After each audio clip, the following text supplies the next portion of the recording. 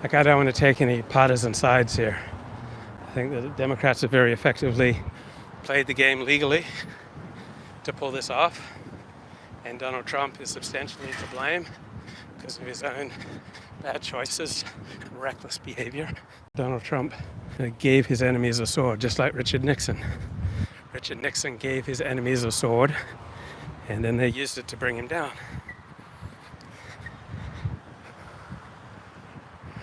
So, like Richard Nixon, Donald Trump has overwhelmingly alienated the elite.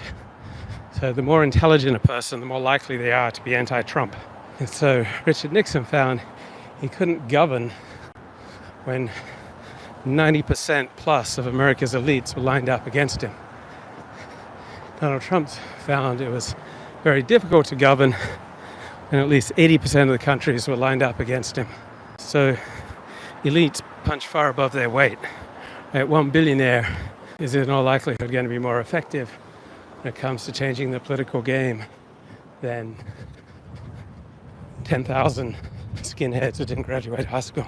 So you don't want to alienate unnecessarily anyone. You want the best relations possible with everyone. And you really don't want to alienate the elite.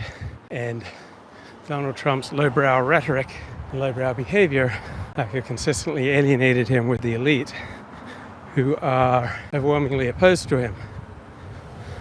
What's interesting is that Silicon Valley is actually coming around to Donald Trump's side. So is elite opposition to Donald Trump, is it more or less than it was in 2016? It's not at all clear to me. But what will make that situation clear is events, my dear boy, events. So if Donald Trump's policies line out with the best interests of a substantial part of the elite, not to mention the voters, then he'll win.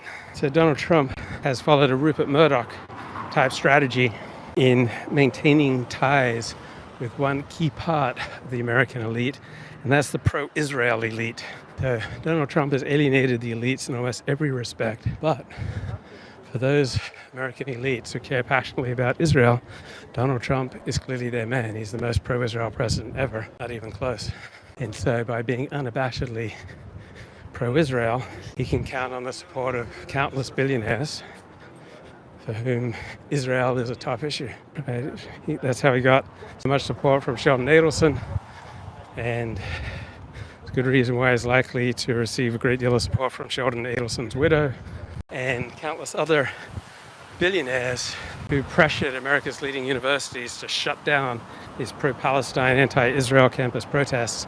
You see the power of billionaires in shutting down these protests, because one billionaire with his funding is going to outweigh the influence of 10,000 angry pro-Palestine protesters. And now these billionaires are on the side of Israel. They're very likely to side with Donald Trump in this election, and much of Silicon Valley. So Joe Biden has alienated a slice of elites who would normally never even consider voting for Donald Trump.